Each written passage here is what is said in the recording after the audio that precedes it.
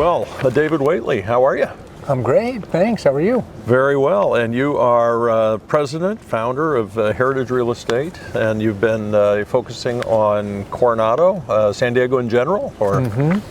I've been fortunate enough to work all over the state, but predominantly in San Diego County, and I live in Coronado, and so I've had the opportunity to do a fair amount of real estate here. Very good. Well, you said you're a native of a lot of areas down here, so you've learned a lot of the different areas. Yeah, I was, thankfully my parents decided to move every year, so I got to try every school district and every small community, but Coronado was one of my favorites. I got to go to grade school and junior high here, and ultimately got to bring my kids back to live here. So was surfing a required class in in high school or junior high? For some people, I was more of a football, baseball guy. So I'm more known as a waterman. I'm in the water. The waterman. As a body surfer and a waterman guy instead of a stand-up surfer. And where'd you go to college? Went to UC Davis. All right. Yeah. Met my wife up there, so it was a success. So you got some good stuff. Yeah. Out of UC Davis. That's awesome. Absolutely. And you're pretty active in the community down here in a number of ways. Tell me a little about what you're doing. Well, I certainly go to church here, and so that's a big part of our time in the community. And I've run a blood drive for many years, and certainly. And you have a nonprofit. Have a nonprofit called Team Quinn. Okay, tell us about that. Well, we support one of my daughters named Quinn, and she has some disabilities, and it's encouraged us to rally around and be a team for her, and now we take a lot of other kids and adults with disabilities. We take them surfing and do some other events. And you go all over the place. Well, we get to. Quinn is a competitive surfer in the adaptive community, pretty successful. So yeah, we get to go to Hawaii. We get to go to Huntington Beach. We get to go to. The rest of the world, they've got a tour going on. They're going to Costa Rica and England and Australia. I'm not sure if we're going to get to go there. Yeah, that's awesome.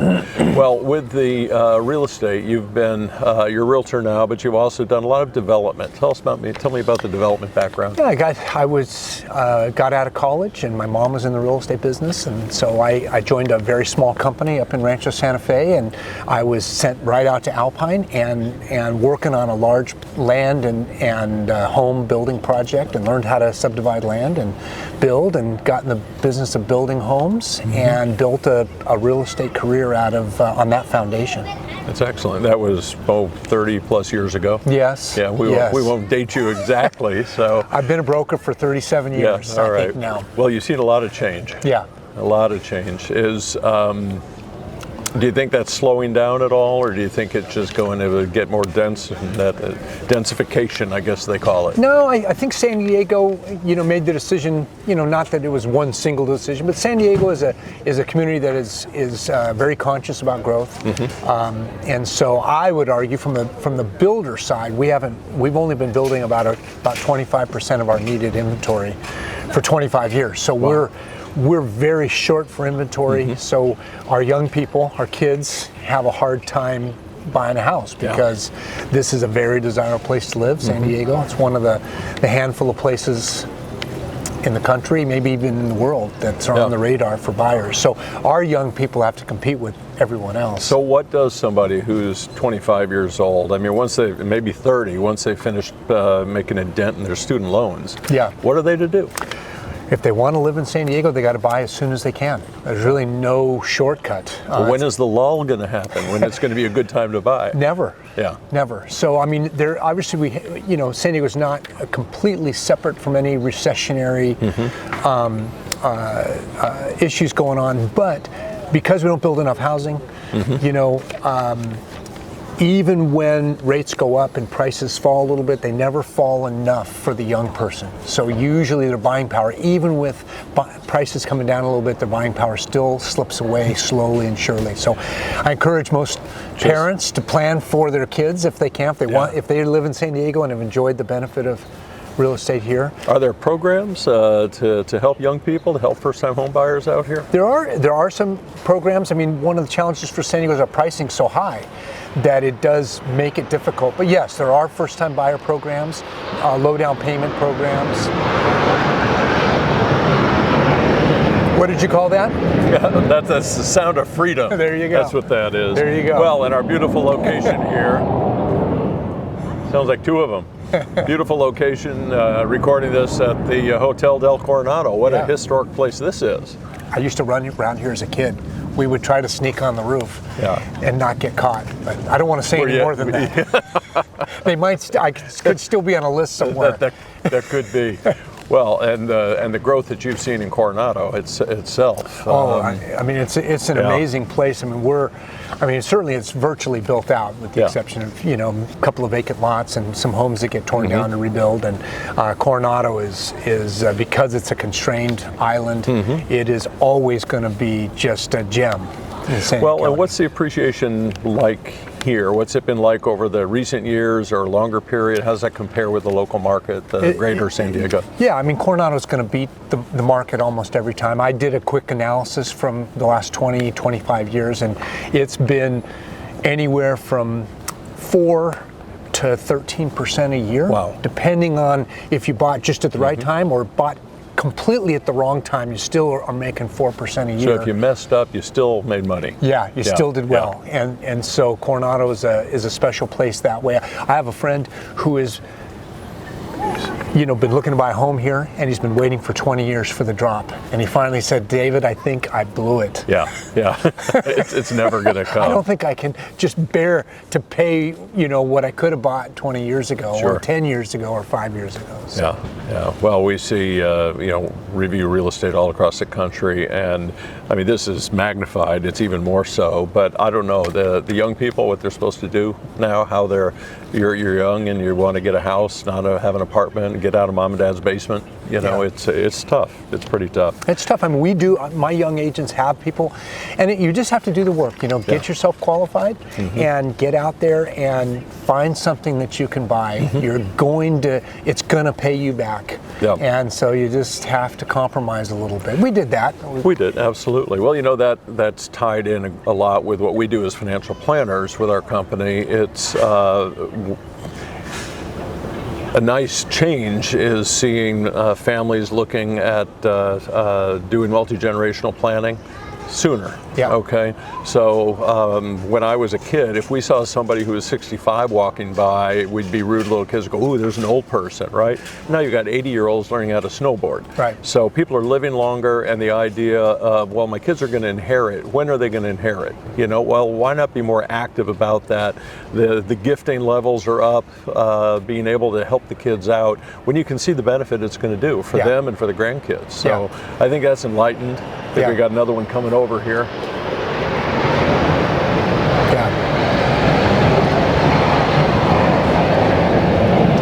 It's also a great opportunity for parents to teach their kids how to make those decisions rather than wait till you're really not involved any longer. So I just helped a mother-daughter team, and she advanced some of her inheritance, and they worked together to buy a home. And I think it was an invaluable opportunity for mom to help daughter buy a home and learn the process. No better way to learn to manage your resources. Well, and just the idea that it takes time. I mean, you tell a 20-something that, well, let's do this. Let's work on a 3 to 5 year plan to get something done. Well, that's an eternity, right? For us, 3 to 5 years, you blink twice and it's gone. So that's cool. And it's such a wonderful career to be in where you can help people, and I love that. I mean, amazing. I tell my young agents all the time, you're going to get to touch every part of your client's life, and you get to do something that studies show that buying and selling a home is one of the most stressful things you go through, and so you get to help people through the process and make it as comfortable and as successful as possible. Well, we look at real estate as an alternative investment. It's an alternative to stocks and bonds. It's alternative to CDs and money market and annuities, things that are more principal protection. Okay, so you think of a Walgreens store. Okay, Walgreens store, you watch Walgreens stock price, it's going up and down because it's a publicly traded stock. But the store's there and it's paying its rent and it's very steady. So whether it's residential real estate or commercial net lease real estate, it really should be in everybody's portfolio. And I think since the last, since the bond market has rallied, interest rates have gone up and bond markets have dropped, that's really warned a lot of people off, saying, well, gosh, I thought it was 60-40 model, stocks and bonds was going to get me where I need to go. So we see a huge push going into real estate, going into alternative investments. Well, and young people are working from home so much more. Yeah. So there's a business component even Absolutely. to their home, something for them to think about. Well, and interest rates then, I remember we built a house, my family did, my parents did, 1966 back in Illinois. And my dad shook his head and he said, man, 5.5% interest, we're never going to see interest rates this low again. Yeah, he was almost right until recently. Well, and you were saying that when you started the industry, they were talking about the other way, right? Yeah, I mean, I got my license in '86, and part of the teaching was we're never going to see single-digit rates again. Yeah. I mean, they were so used to double digits for so long, and now we've had this incredible run of rates that certainly most of us never thought we'd see, 2 to 4%. What takeaway can we take from that? I mean, should we say that we're going to try to wait it out, like your friend waiting 20 years to buy on Coronado, or wait till interest rates come down? Or well, I tell people now, we have a government that does love low rates, and so we've had to enjoy. I mean, we've had a wonderful period with maybe even lower rates. Some people would argue lower rates than we even needed, and the market took off. But I would say that these rates in the 6s and 7s, maybe some into the 5s still you can get, are still historically low. So I would tell any young person, you should count on the fact that these may be the rates for a while. Don't be scared. It looks like they're going to hold at this range where we're at, and if you plan to afford it at this number, when you get the opportunity to refinance, yes, that's right. You follow it down, and you'll make a decision each time whether the rates dropped enough to do that. But these are the rates you should plan to live with for the next 3 or 4 years. Well, and if the option is renting, then you're just paying somebody else's mortgage. So adjust your lifestyle accordingly and find a way to buy. Right. Absolutely need to.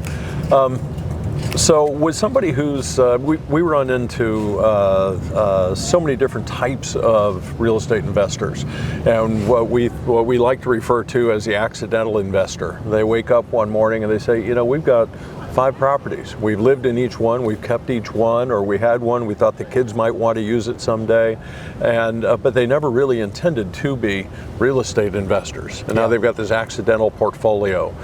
So that's an area where we help people who are deciding it's time to exit that. They don't want to schedule their travels about coming back in town in time to freshen up the place and get it leased. Yeah. They don't want the 2 o'clock in the morning call with a jammed toilet. So kind of extreme, but it happens all the time. So where do you start the process, especially in this area, in this market, about finding what's the highest and best use of a property? What should they do? Yeah. Well, I love talking real estate, and certainly my initial homes as a young, father and husband were our residence. So I was looking for a way to make my residence an investment.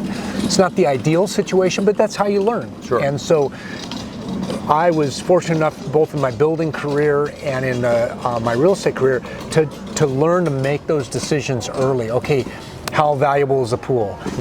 How much landscaping do I put in? How do those dollars come back to me?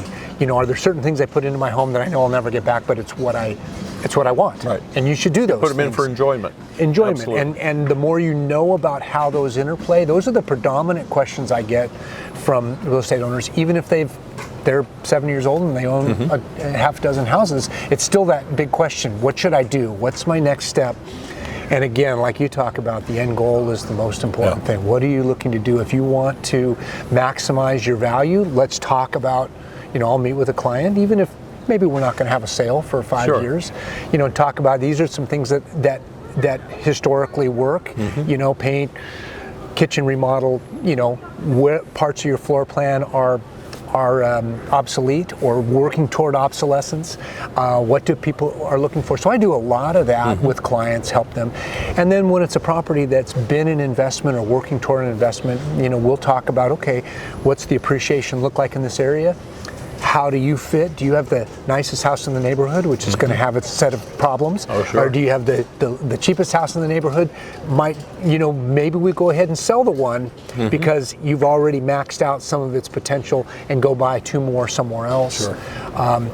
how do you fix it up? So it really has to be a personal approach. There are some formulas and processes, and most people like yourself, you've owned a number of homes, you learn that along the way through trial and error, and we're just here to help people have as few errors and trials as possible. Well, I know as a financial planner, we spend an awful lot of our time consulting. I like to say that, well, if you're a person of faith, I feel that being a financial planner is usually going to be about the third most intimate relationship somebody has. Right. You know, behind their faith, behind their spouse, is because to do our job, we have to know everything. I mean, if you go to the dentist, you have to take your teeth, right? So we have to see all the finances, and you never make a decision on one thing in a fishbowl. It's all part of an ecosystem. Right. And so I know you end up touching on a lot of that too. I mean, you've got to know their debt to income ratios. You've got to see where they think they're going to be. You know, is there a life event that, you know, this is all they can do, and then you find out that, well, 6 months later they've inherited a lot of money. Yeah. And, well, did you know that was going to happen? Right. Well, we should have talked about that. Yeah. So. Well, and I was going to say, you know, I've been blessed to work with some families, so I've sold homes for the parents and now for the kids, and so I got to be a little bit of that real estate financial planner, but that doesn't happen in our job. Usually I'm playing catch up, meeting a client, trying to play catch up really quickly. What have you been doing? What are the goals? Who are your financial planners? And then we just want to tailor the transaction to meet their needs, you know, and sometimes we'll go down the road of thinking we're going to sell, and maybe we realize, you know what, based on where we're at, maybe this is a keep, you know. We've talked to the financial planner like yourself, you know what, maybe this is one that we'll go ahead and keep for another 5 years, and we'll revisit it. Well, for us, it starts with real estate. It starts as a return on equity. I mean, it also starts with, are they intentionally investing? Have they built a portfolio methodically? And that's what they do. Maybe they have their own management company that they're operating. There's many people who end up managing a number of properties, and they haven't taken the time to set up a management company. Right. And they're leaving so much money on the table. Right. So the work's getting done, but they could be building another very efficient business asset that way. Yeah. I'm curious about the local market then. A lot of things are solid that a good realtor is going to do as far as planning and helping. I think you said you want to get a double or quadruple off of money that's invested. Otherwise, it's just not worth it when you're getting ready to sell a property.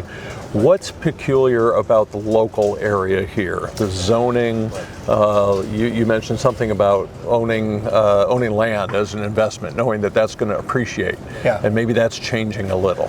Well, San Diego County, and I was a custom home developer, and so we came to the conclusion in the 90s that the governmental regulations were stripping away the underlying land, right? You can't make it anymore, right? No one's making it. So land has always been seen as one of those most trustworthy investments, right? Our country was built on, you know, acquiring land, developing it, holding it, taking care of it. And so I kind of came to the conclusion that the governmental regulations were outpacing the underlying value. So it's either develop now, take advantage, you know, if you had a 10-acre parcel and you can get 10 lots out of it in that zoning, 4 years from now it's going to be 8, and 8 years from now it's going to be 4, and then 15 years is going to be 1 lot. So even with the densification, even with the need for housing? Well, I think that we don't meet that need in general here. Right. I mean, that's the decision, the quality of life. The decision for San Diego has been, in general, let's stop what they call, you know, horizontal development or urban sprawl, you might call it, and let's densify our towns. And so we have a lot of higher density down in San Diego. So that, rather than land holdings, it ends up being, yes, if you own a downtown block, you're holding that, and you might be the alternative. So rather than have 20 acres out in a more suburban area, you have a half an acre downtown. That's getting the benefit. They're taking the development potential away from there and moving it down to a downtown. And so there are a lot of owners that might have had a gas station in their family for 80 years, and now all of a sudden it's a potential high rise. There's a little bit of a windfall, so they're getting the recipient of that. Most of us aren't fortunate enough to have that happen or necessarily held a property that long, but coming back to Coronado is a place that the underlying land's always going to be increasing in value because there's no more supply of it. However, the governmental restrictions are going to be reduced, you know, in terms of the size of home you can build. You know, there was a time when everything was being built with with a basement underneath. Even though we have a relatively high water table, we're near the ocean, and the city's come along and reduced that because they just felt like that was being taken, overdone. And so the people who did that 10 years ago and built a subfloor, sub-basement, it's not as prevalent any longer. Yeah. So it's another example of a governmental restriction coming in and reducing the ability. So, well, one thing you shared was just being on top of that as far as what's going on, not only with the state, but with the county, and then especially with Coronado.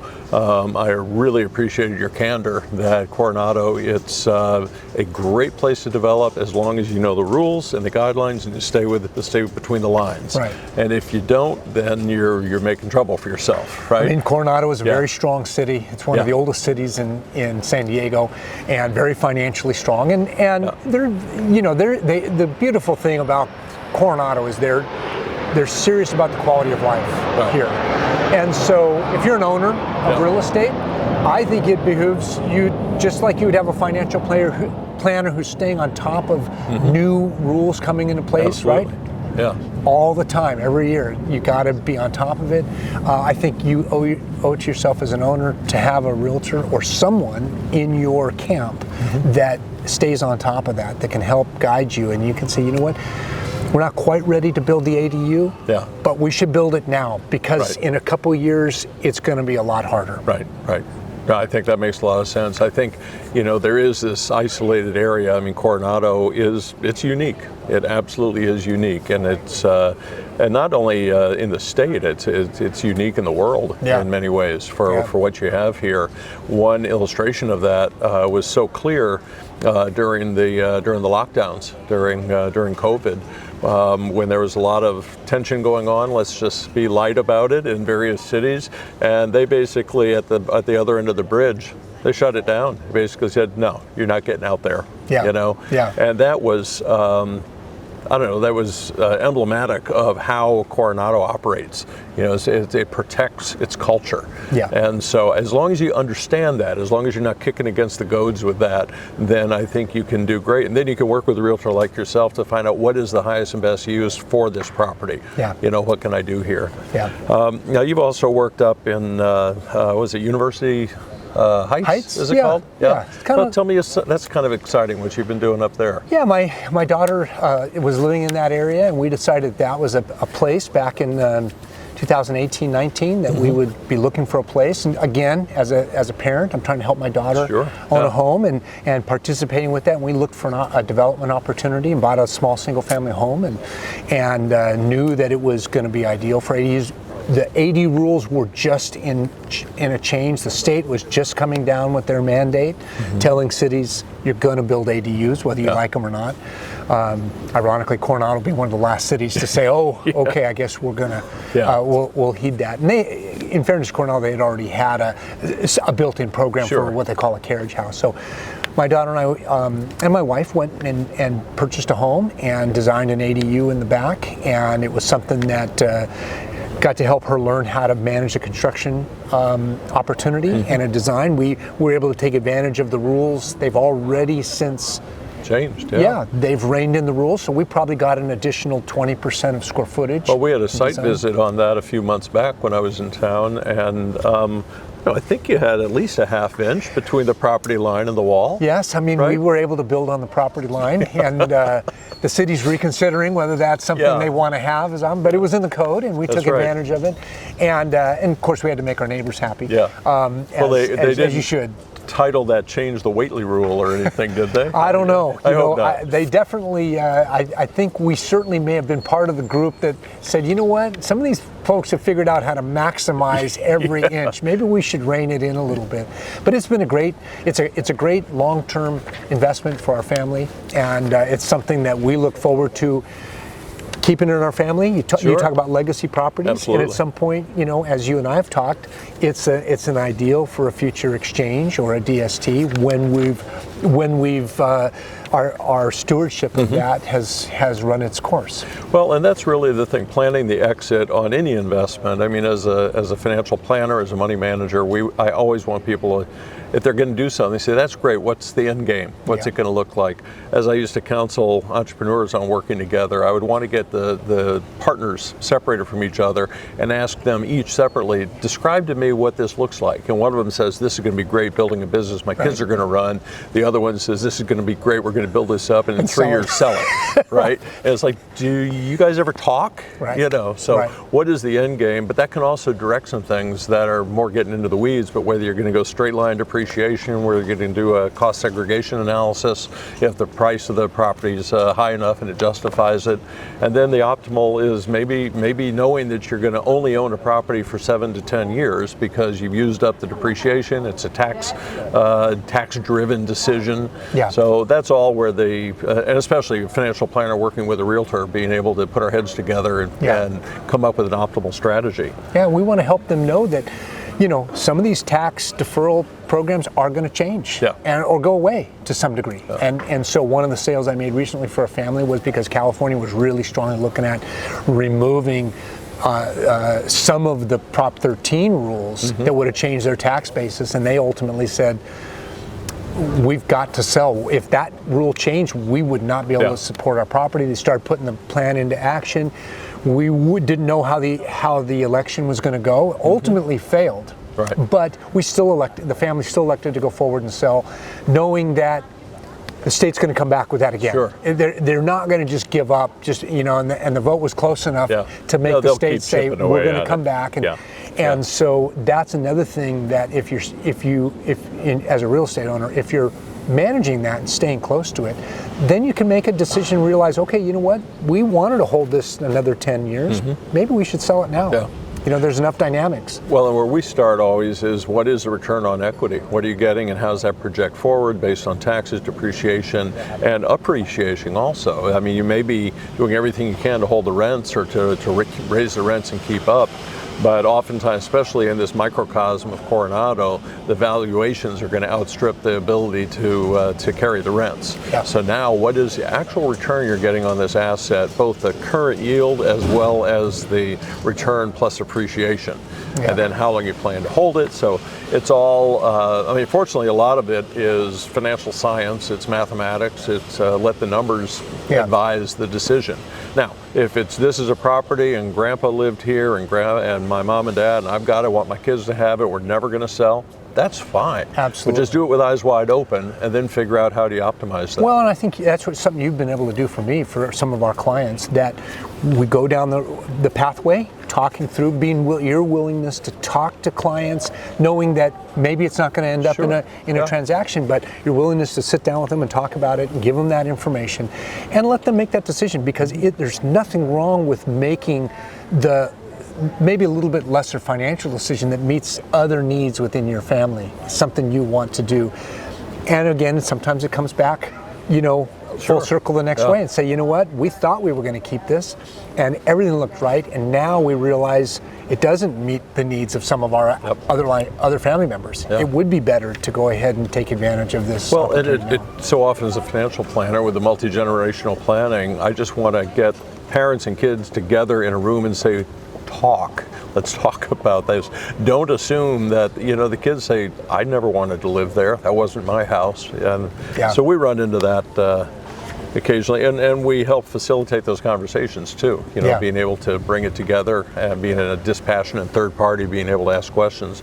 I had a recent case where a couple came in, their second marriages for both of them. And what's not at all unusual is for a wife who's been divorced before to have her money.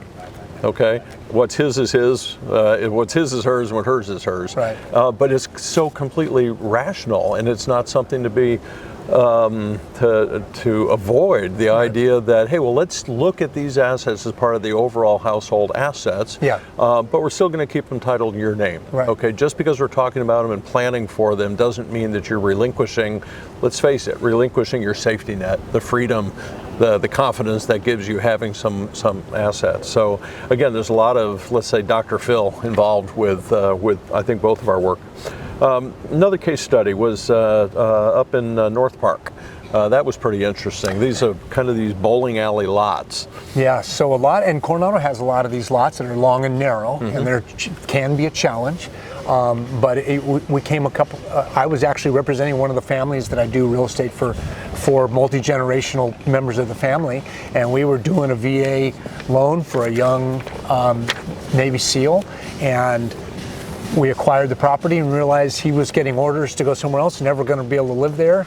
Had a great interest rate. We put together a development opportunity on the home, found a renter, and then started designing some ADUs. And in that particular zoning, we could build 3 additional units in the back. It's pretty amazing. And ultimately, went down the process, started designing it. The house next door became available, or we found out it could be purchased, even though it never went to the market. And then we came up with another partnership, and we were able to develop these together. One was getting 4 new units and 1 3. Came up with a complementary design that was had profit to it. And ultimately, before we even finished the permits, we had offers that we couldn't refuse. And so it was, again, another one of those things where these were going to be long-term holds for our partners. And ultimately, we found ourselves, the partnership's going to make as much money selling it now and never putting a shovel in the ground than we would have made. And so it's one of those things that's, for that young real estate investor, it's all the more reason why you step in now. You just don't know quite what's going to happen. If you give yourself the opportunity, play it smart, find good people to work with, something good's going to come about it. Well, there was, in the financial planning side with stocks and investing in general, there was a recent study done by Schwab that basically addressed the same thing. It said, when is the best time to invest? Okay, and the answer came back, and it's a wonderful write-up, good scientific, all the background and backup for it. But the best time to invest is now. Yesterday. And next second best time is tomorrow. Right. And it talked about are you going to wait for the drop and that kind of thing. Now we work with clients on more sophisticated strategies. Somebody will have a self-directed IRA that they will then perhaps invest in a real estate project that's coming along, and then once the shovel has gone into the ground, then they have a Big 5 accounting firm come in, revalue the property at a 30 or 40% discount because it's not finished, it's not marketable, it's a private placement, it is a limited partnership discount. So what does that allow you to do? Well, you've just put, let's say, $1 million in a self-directed IRA, and it's now been valued, in quotes, but it's been a legitimate value at $600,000. And what do we do then? We do a Roth conversion. Okay. And now we pay taxes on $600,000 instead of paying taxes on $1 million. Get it out of the way. 3 years go by, the development gets finished, and now it's worth $1.5 or $2 million. Roth money, tax-free. So that's fantastic. There's some sophisticated strategies like that. But man, you just got to get your foot in the water. You got to get started somewhere. I was curious about this. It sounds almost old-fashioned a little bit, but carriage house. Carriage house versus an ADU. So a carriage house was Coronado's version of a granny flat, as we call it, and it had special rules. They do not want to see. They want to protect single-family zoning, so a carriage house had very tight limitations. Can't have a kitchen, more or less. There's maybe a little kitchenette version. It was meant to be small, and certainly a little bit of an archaic name, carriage house. It was meant to date back to the history of Coronado. And so it's always been there, and a lot of homes have them. And certainly, when you're a city, you realize there are some people building whatever they want without, they're under the radar. You don't want that, unpermitted, converted garages, etc. I don't think I'd mess around with Coronado. No, I mean, you take your chances with any city, really. Absolutely. But ultimately, they've always had this carriage house zoning, and then the ADU, accessory dwelling unit, is what ADU stands for. And ADU has been championed. San Diego County was one of the first entities out here to do it, and the city of San Diego has been very pro ADU. And the state came along in California and said, everyone's going to do ADUs. We've decided we love them. I would argue that it's really not the best land planning. You know, one of the arguments against ADU is that you are destroying, or at least impacting, our single family zoning. So you're allowing every single family zone to be a duplex, right? Or even a triplex, because now we are allowing 2 ADUs to every single family home. But not in Coronado. Well, Coronado has had to adopt the ADU rules. So Coronado has been much slower to jump on the bandwagon, partly because they've always had the carriage house. So they've always had that alternative. And a buyer that we were talking about wanted an ADU. They wanted the full kitchen, wanted the ability to have in-laws come stay, and not necessarily come into the house, or maybe rent it. You know, there's some limitations. We helped them come up with a design. They don't want to sell their home. They want to come up with a design, and our team jumped in, our design team and our construction team, drafting team, put together a design, and ultimately, ironically, chose to go with the carriage design instead of an ADU. So they're sacrificing the kitchen because certain rules that Coronado has adopted for ADU were not as good as some of the options for a carriage house. So in their case, Coronado, for those residents that own Coronado, they do have that option. They're a little bit different. They serve ultimately the same kind of goal. You just have a little bit of differences. So, you know, we talked a lot about the bowling alley lots, the 25 by 140, that sort of thing. You've got a different case study we were talking about over in Point Loma. Yeah. It's a little bit larger, and are you consulting on that, developing on that? What's your role? Good friend. Okay. No, and I'm friends with all my clients, so I'm blessed in that way. But yeah, it's a family I've done a lot of real estate for. So this is a home that in theory they could decide to sell, but you know, they've asked me to come alongside with them and evaluate what would it sell for now. It's a rental for them now. It's been a successful rental. They've owned it long enough. It's Point Loma, it's San Diego. Can't go wrong. Buy it right, hold on to it and take care of it. It's going to pay you back. And now they're trying to decide, okay, should we build an ADU? Should we build 2 ADUs? To avoid paying taxes, maybe we should do a DST now. We still want to manage our real estate. We're not quite ready for it to be that passive, although that appeals to them. And they know that that's probably long term. But maybe we'll use the rules on the other way. Maybe we'll move into the home for a couple years and meet that goal meet that rule as a Section 121. Yeah, of course. Owner occupied, and sell it. That would give us some freedom to do something else. They have kids coming along that are in home buying age. They're trying to decide how to manage that. So this case study and we're in the front end of it. We are designing some concepts for 1 and 2 ADUs. We're designing it as if they might be able to move into it and not have a rental in the back that impacts their lifestyle. Or maybe we get through the process and looked at all the costs, and maybe we can just sell it and find them something better, or to start permitting the ADUs and sell it then. So, you know, I'm helping a family come up with the best game plan for this valuable piece of real estate. Well, David, I think we are in kindred industries, certainly. You know, we're helping people with their finances, with their planning. I think you'd make a great financial planner, because everything you're talking about is giving clients options. It's not basically saying, oh, you have something to sell? Great, let's get it listed and whatever. You're like, no, let's do it the right way. What's going to be best for you? What's going to be best for the family? And that's really what a good financial planner does as well. So, well, I have a great financial planner. I don't need to do it, but I appreciate you. You bet. Well, this has been good. Any other thoughts? Anything else you want to add? No, I think that, I mean, it's a great privilege to be able to steward real estate. So, you know, for anyone that is looking to buy, you know, certainly we want to come alongside younger people and help them buy the home, get them on that escalator, learn enough of the dynamics so they can be a successful buyer going forward, and ultimately come to someone like you and figure out how does that repay them back. Is it a good career for a young person, do you think? Yeah. You still think it's a great time? You got in at perfect time. I was young. Young is the right time. I mean, it's a challenging field because there's a lot of competition. There's not a lot of barriers to entry, so you just take a couple classes and pass a test. It certainly is the case where just a handful of realtors make most of the money in a given market, but it's you can control your hours. which just means you can work twice as much. That's right. When you own your own business, that means you can take out the trash more often than anyone else. But you can control your time, but more than anything, you're going to work with people with the most important asset and part of their family life, and that's really the most satisfying part. Well, you mentor young realtors. I know you've got a stable of them that you work with. What would be the best advice you'd have for somebody wanting to get into the real estate? Boy, persevere.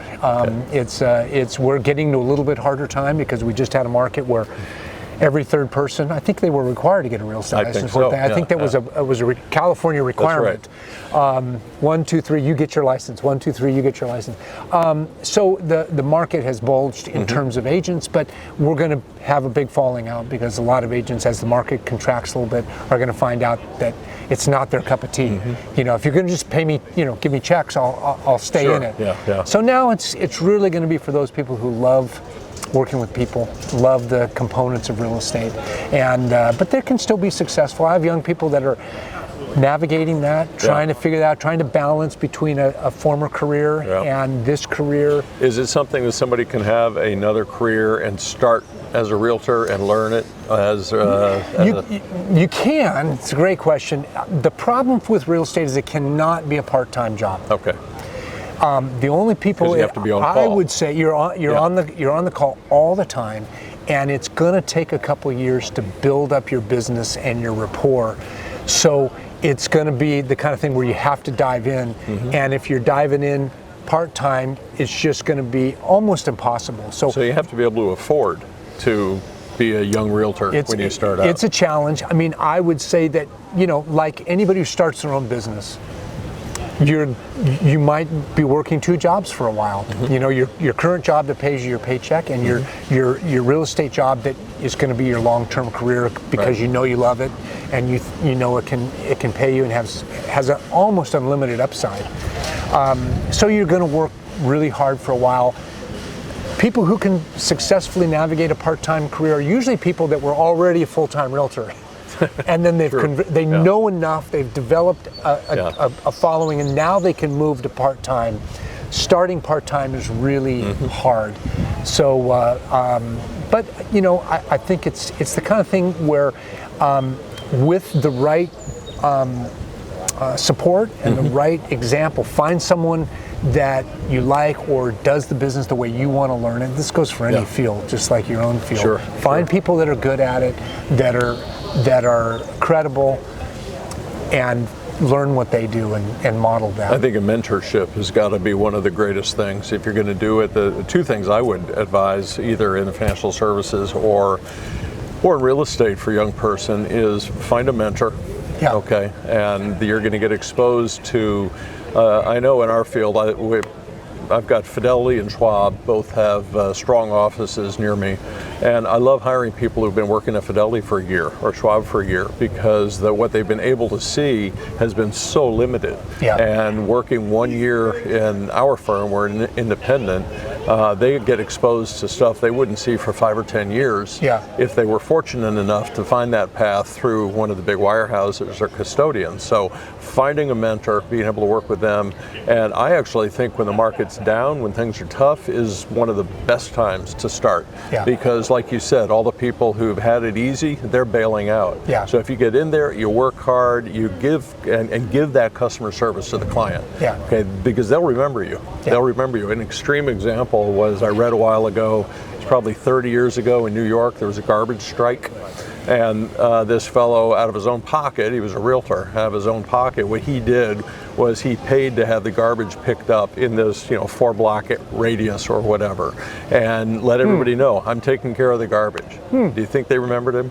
They remembered him forever. You know? So when times are tough, it's not the time to hunker down and say, gosh, I'm going to wait for times. That's the time to strike out and make your name.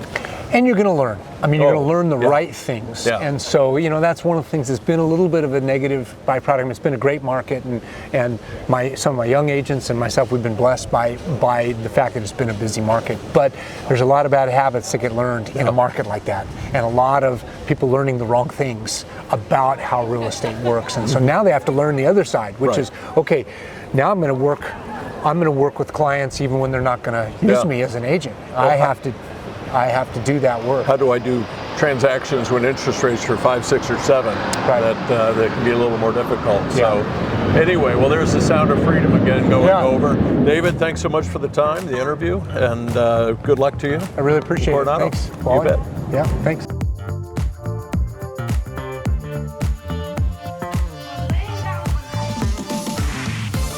Impact 1031 is a DBA of Ridgegate Financial, LLC. Not an offer to buy nor a solicitation to sell securities. All investing involves risk. Past performance is not indicative of future results. Speak to your finance and/or tax professional prior to investing. Securities offered through Emerson Equity, LLC. Member FINRA SIPC. Only available in states where Emerson Equity, LLC is registered. Emerson Equity, LLC is not affiliated with any other entities identified in this communication. Investment advisory services offered through AE Wealth Management. Emerson Equity, Ridgegate Financial, and AE Wealth Management are not affiliated entities.